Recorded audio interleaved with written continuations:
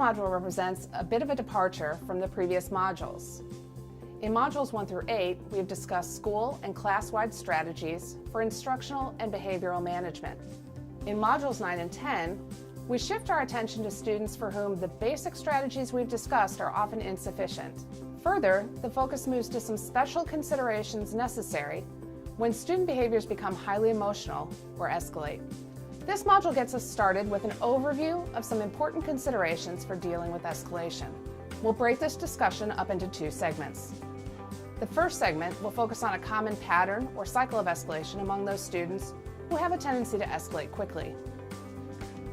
In the second section, we'll talk about some common prevention techniques to use with students prone to escalation. They're not processing consequences, or they're not, no matter how much. I've had kids that I've even had great relationships with, like they love me, they want to eat lunch with me, and they might have a stretch of a week of really doing well, but then all of a sudden they just snap and they just can't hold it together. And then the teacher is like, take care of that. Well, what type of incentives did you build in? And it's like, you don't understand, this kid, when he walks out of this school, the situation he's walking into, where his dad has been murdered, his mother's in prison, and he's living with his grandmother, who is watching 7 or 8 other kids, and she's actually not strong enough to actually contain their energy. And these kids have been betrayed by every adult they ever trusted, so they're leaning on each other for support. So it's like the blind leading the blind. And a lot of times the ones that are the most impacted as far as mentally or emotionally damaged are the ones that kids follow, because they're the boldest. Just because they have mental health issues doesn't mean that they're not highly intelligent or that they're not charismatic leaders. So with that being said, I've had gang leaders with who could do algebra and was in I had a gang leader who was in AP. He could do algebra, but he had an ankle bracelet on, and he was a leader of a blood gang as an 8th grader. But the stuff that the trauma and the things that he went through in his life, the way he processes the future, the way he processes the information, or the way he responds, it's with all that trauma, it's hard to break through sometimes. Like for example, responses that are just atypical, and responses that aren't proportionate to the context. Right? Yeah. So it seems irrational to me. It may be in response to, hey, how was your weekend, or what do you plan to do this weekend? Yeah. You're not the boss of me. You don't tell me what to do. I don't have to answer if you don't want to. And so the default is anger and mixed in with some fear, and to a seemingly very benign question or benign interaction, and it just turns malignant as a default. There's perhaps nothing more emotionally draining in the life of a teacher or a student as losing control of one's emotions to the point that people become scared for their safety. Make no mistake, both teachers and students can escalate behavior, and neither ever results in a positive outcome. Clearly, some students enter the classroom with issues and concerns that we can't even begin to imagine. And these students are more likely to have both challenging and escalating behaviors. So for about a week, my car would either start or not start. It was something with the battery, didn't know what it was. I went and got it tested. They said it's not your battery, couldn't figure it out. And it was on my mind every day, all day. I would literally go out during lunch and see if my car was gonna start, and then I'd get a buddy to jump me or whatever, give me a jump. So, not jump, give me a jump. So anyway, it was stressful. It was causing all this anxiety and stuff, and it hit me one day, and I thought, every time you jump your car, it's gonna start. It takes 5 extra minutes. It's really not that big of a deal. You're gonna get a battery this weekend. It's not a big deal. Just imagine that feeling. And I thought about it all day, and I couldn't focus on things I was supposed to do. And then imagine that times 100 from our kids.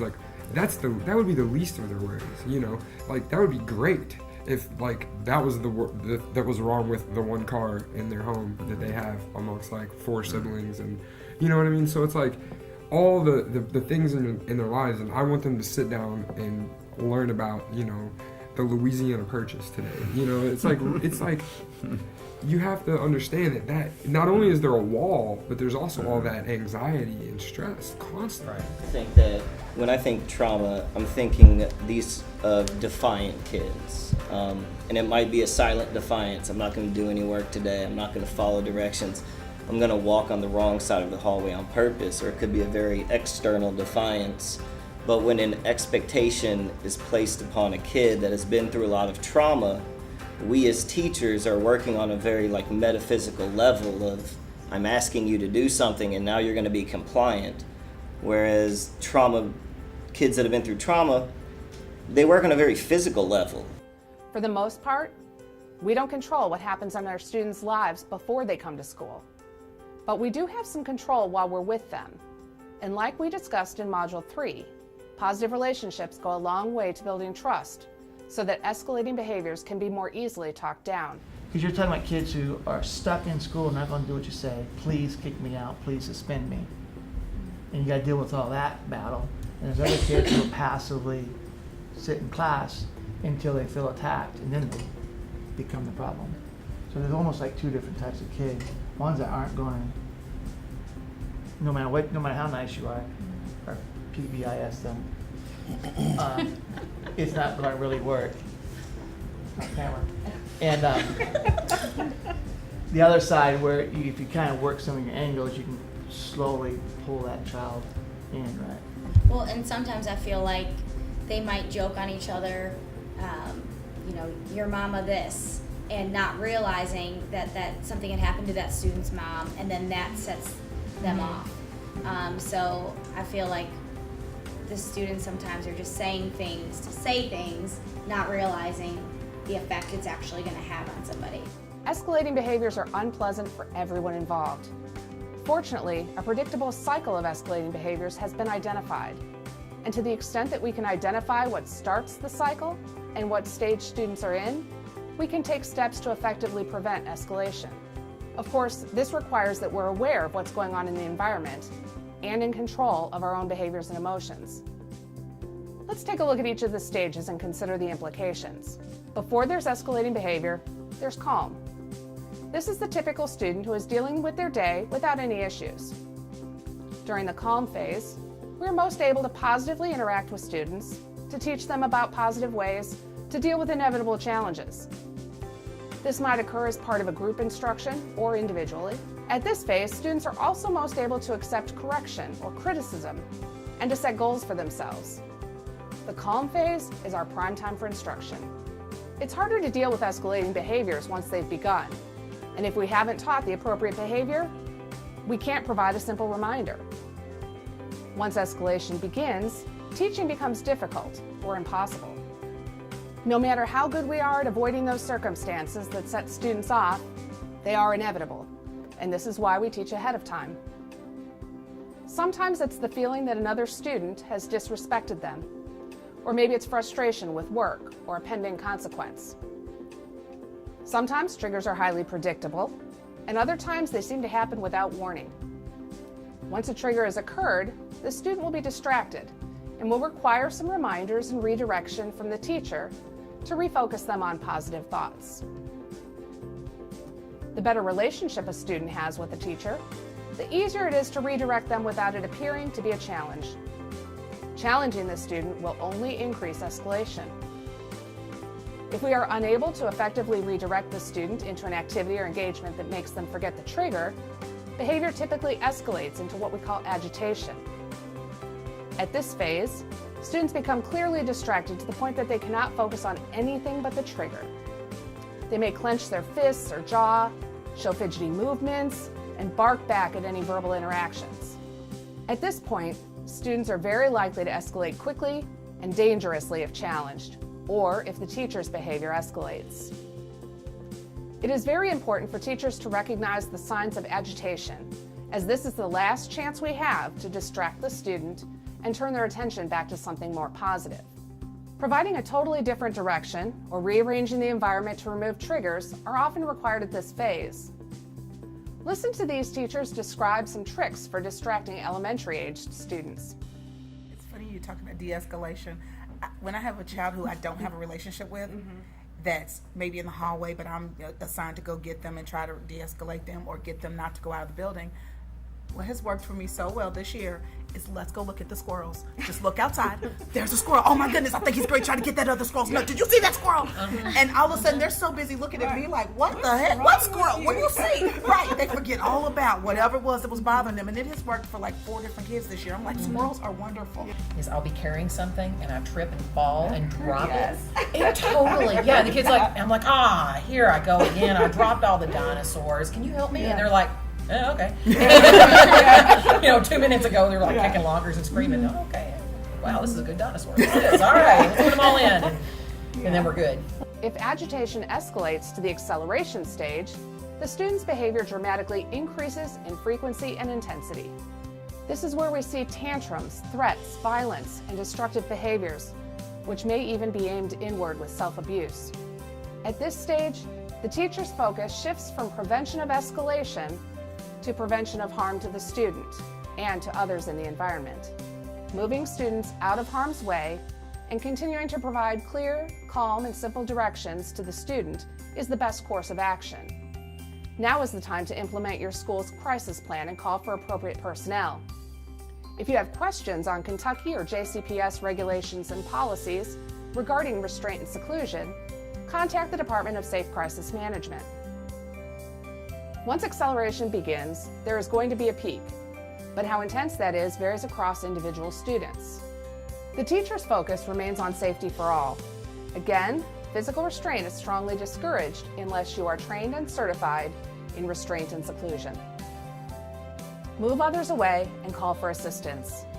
None of this should involve any further confrontation with the student.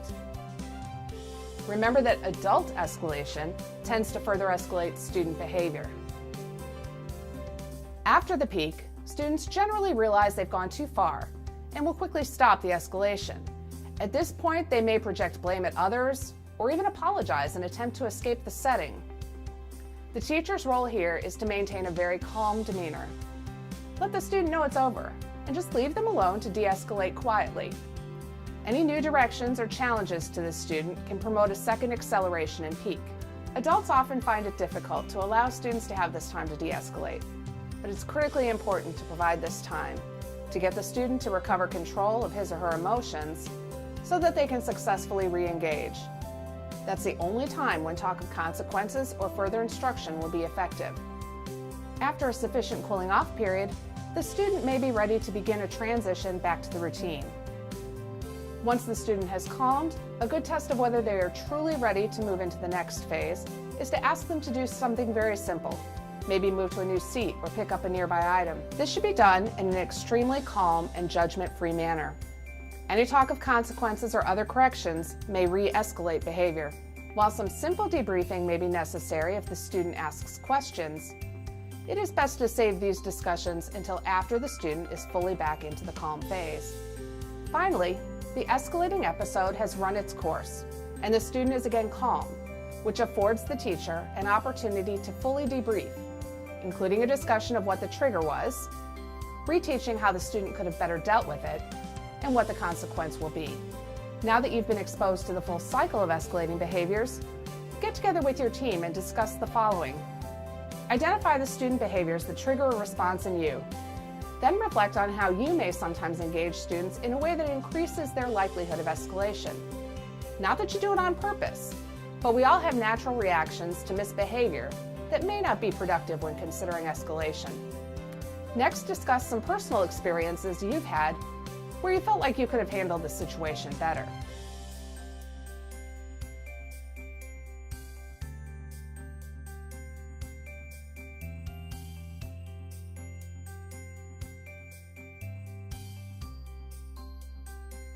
You've already heard about several of the general strategies for prevention at each stage.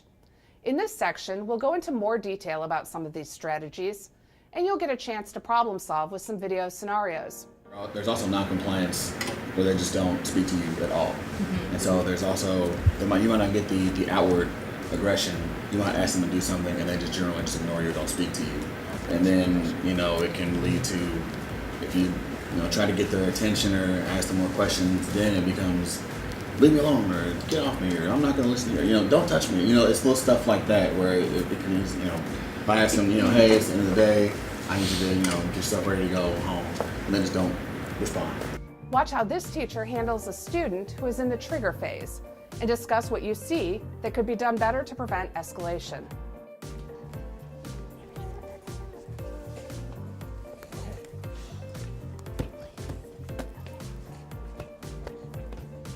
Class, we have 3 minutes to finish this assignment. I need you to stay focused.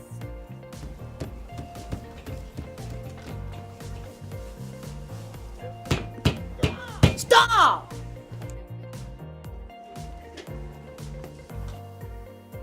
Discuss with your group what this teacher did wrong in responding to a student who has been obviously triggered and what could have been done differently to stop this student's escalation.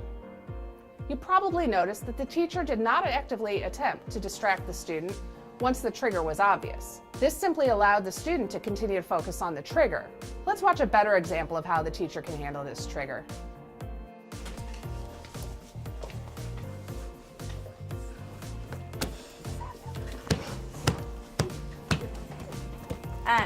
Ava, I need you to stay focused on your work. We do not have much more time.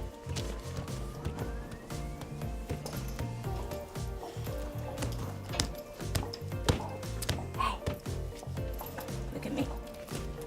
Can you tell me a little bit about what you've written today? You've really written a lot. Oh, I see you're talking about your mom in this. What are you saying about her? She's pretty and all that. Oh, I see you have here that she's cool. Is your mom cool? She's a funny lady. And she's happy. Oh, she's really happy? What makes her happy? Like stuff. Like what kind of cooking stuff? and all that. Cooking? She's a good cook. You might need to come over to my house sometime. I'm not a very good cook. Can you wrap up that sentence? And then we're going to move on, okay? Yes, ma'am. Thank you. Now let's look at a student in the agitation phase. Notice the fidgeting, the clenches, the barking back. Watch how this teacher responds and discuss what you see that could be done better to prevent further escalation.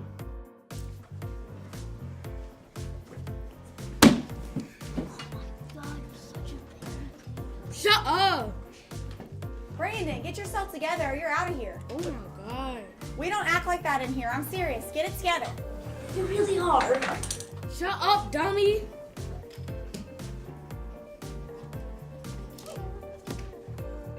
Discuss with your group what this teacher did wrong in responding to a student who is clearly agitated and what could have been done differently to stop this student's escalation. The teacher in this situation barked back at the student and continually challenged rather than redirecting. Let's look at a more effective strategy example for this student. You're such a baby. Shut up. You really are, though. Shut up, dummy. Matthew, get to work. You know what you're supposed to be doing. Get started. Yes, ma'am. Brandon, yesterday your writing was awesome. I'd love to see more of that. What motivated you yesterday? I don't know, I just did it. Okay, let's see you do it again. I was really impressed, and I'd like to use it as an example if you don't mind. Is that okay with you? Awesome, thank you. Get started.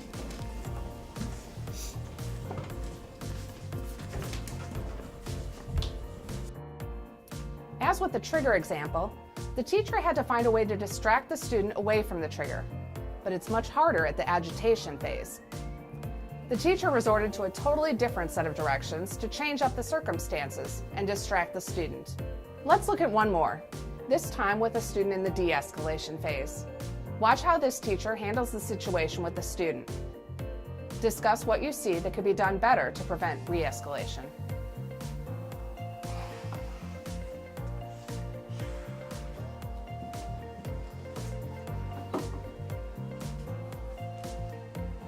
Jameson, you've had plenty of time to calm down. Come over here and get to work. I'm not making up anything! Jameson, you need to get over here and get to work. You've calmed down long enough. You will make it all up.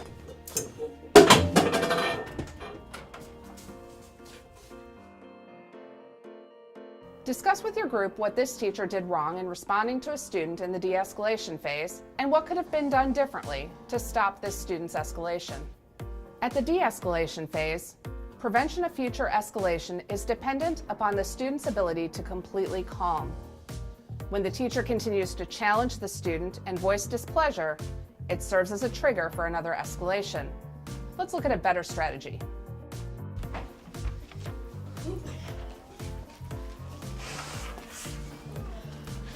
I really like the way you can calm me down. You're doing a really good job. Can you do me a favor though? Could you move right here? I need to use this stool. Thank you very much.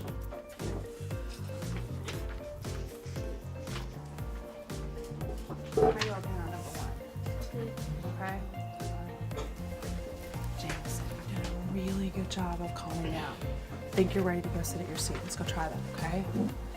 Thank you. Great job.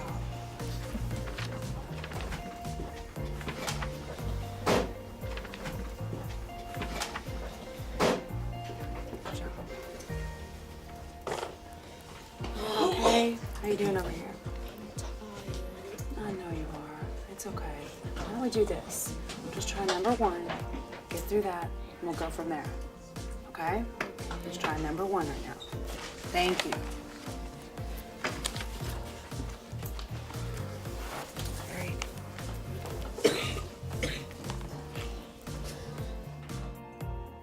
In this version, the teacher allowed the student to completely calm and then provided some very basic directions to assess whether the student was into the recovery phase and able to begin rejoining instruction.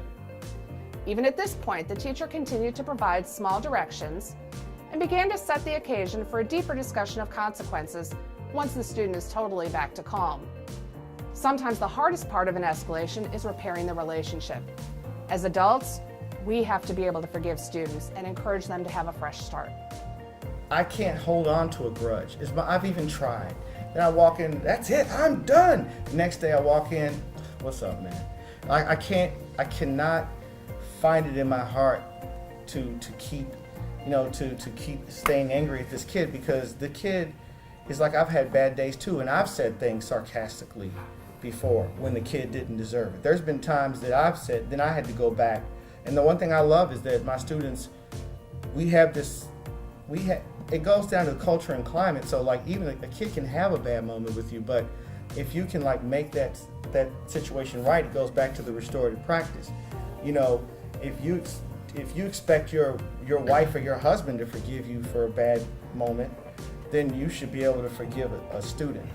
Now that you've had a chance to consider some more specific examples of prevention techniques early in the cycle of escalation, take some time to reflect on students that you've dealt with during your time working with children and youth.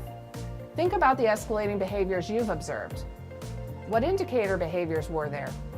Describe them among your team, then discuss how they differ across examples from various team members. Here's a task for you to consider between now and when you meet for the next module. Think about a student who has frequent problem behaviors or escalations. Note how you or other adults respond to triggers and agitation. Be prepared to discuss these with the team at the beginning of the next module.